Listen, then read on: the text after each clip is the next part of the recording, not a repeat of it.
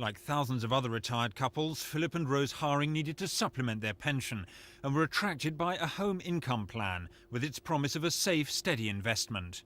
They took out a mortgage on their North London home and the money was used to buy unit trusts. But as interest rates rose and house prices fell, the stock market lagged behind and they now fear they could lose the home where they've lived since 1949. They feel bitter about the salesman whose company has since gone into liquidation.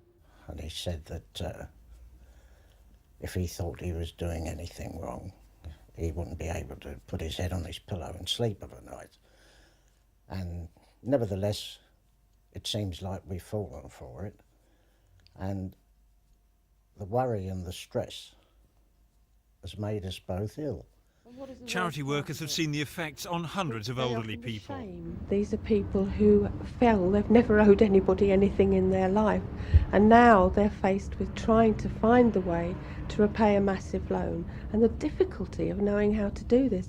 We've heard of people in their 70s going back to work again in order to find some way to pay off a colossal debts. Mr. and Mrs. Haring turned to solicitors who are helping many victims of similar schemes. There were so many assumptions as to why it should work and not enough analysis as to what could go wrong. They were very, very dangerous, and to allow people who are basically vulnerable, old people who only have one asset, to gamble that asset in this way was entirely reckless. The body which regulates financial advisors says it's already taken action against several firms. It would have been easy for us to have said, no, we've stopped these people and we've terminated their membership. That's all we are required to do.